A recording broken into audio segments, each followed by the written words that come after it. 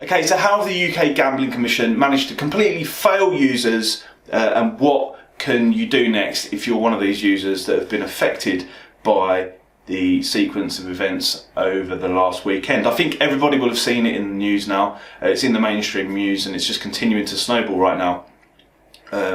If you've lost a significant amount on Football Index, you do have my deepest sympathies. All I can say to you is rely on the support networks around you as much as you possibly can. Try not to dwell on it. I'm sure that it will completely change your life in one way or another if you've had a large amount in there, but do your very best effort not to take it out on your family and loved ones around you, because it's not their fault and you will need them.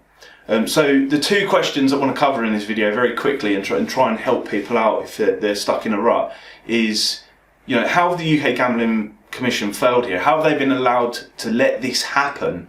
And secondly, what comes next and what can you possibly do right now? Now, this doesn't constitute legal advice. This is just my opinion, things that I know having been in the industry for a significant amount of time now. So take that on board. First of all, how have they failed? I think it's quite crystal clear that this shouldn't have been allowed to happen. And to add insult to injury, the Gambling Commission were at least made aware. I made them aware myself. I sent them an email back in December. We'll put a link to that blog down below. So please, if you need to use that email, feel free to do so. I don't mind putting that out there because I sent that to them and given prior warning, and they acknowledged receipt of that email. And in my opinion, there's just no real excuse for how it's managed to go on for so long, get to such a level, and still, at this point in time, while I'm recording this video, they've still done absolutely nothing.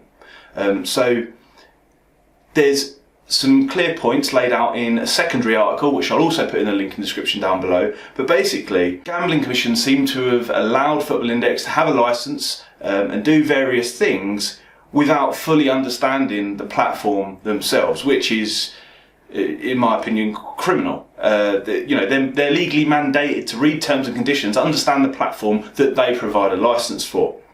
So how that's happened, I don't know. Secondly, that they have allowed the platform to make changes to users' existing bets, being a 3-year bet, as it says in the Football Index terms and conditions, over a short period of 30 days, which, personally, again, I look at that, I don't know how that is a fair or reasonable term or condition to have in there. I think if you look at various consumer law and stuff outside the gambling world, it wouldn't be allowed elsewhere, so I don't understand why it's allowed here. I think that is a massive failure on the Gambling Commission's part. Also, how have they managed to let so many people, and it's quite clear from social media and the news articles that are coming out daily, how have they allowed so many people to put life-changing amounts of money into this platform, borrow money in some instances from friends, family? I even see one article sharing that somebody had taken out a bank loan to then deposit it into a gambling platform,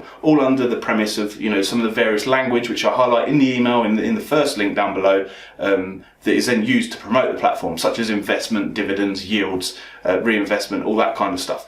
I think it's quite clear to anybody in the outside world, and I do think the outside world needs to look at this rather than just the Gambling Commission, because this is a complaint about the Gambling Commission, not just to them, although I'd urge you to submit one of them to them too. We'll come on to that in a second. How this has been allowed to happen is borderline criminal. I really don't understand, and it needs investigating. It needs investigating properly by the proper people, and it shouldn't be ignored. So that's how the Gambling Commission have failed in Football Index users, and like I said, to add insult to injury, they were told prior in advance, and it's been a significant amount of time, several months, and they've done absolutely nothing. So what comes next? Trying not to dwell on the facts too much.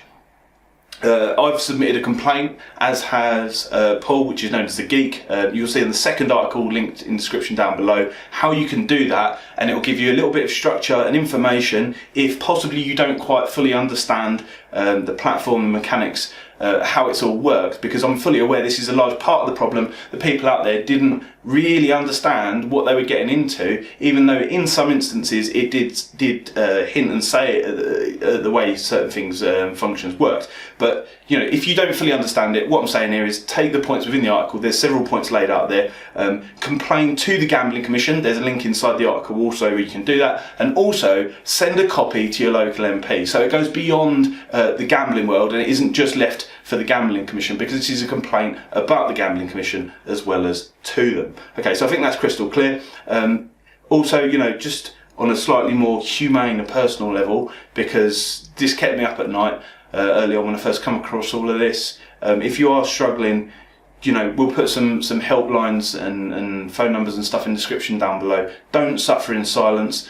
Don't take it out on the people around you. I'd imagine there's probably people out there right now that feel really quite lonely. They've got a lot of money stuck in there. It's affected their life, and they're scared to talk to people around them about that. So, take that advice, take those lines, those links, talk to other people, DMs on Twitter. The Football Index community seems to have pulled together on this one, and there's plenty of people available to chat, so don't suffer in silence. So that is my conclusion on UK Gambling Commission on this particular issue. Please fill out those forms, submit those complaints, because this is a wider problem that needs looking at thoroughly.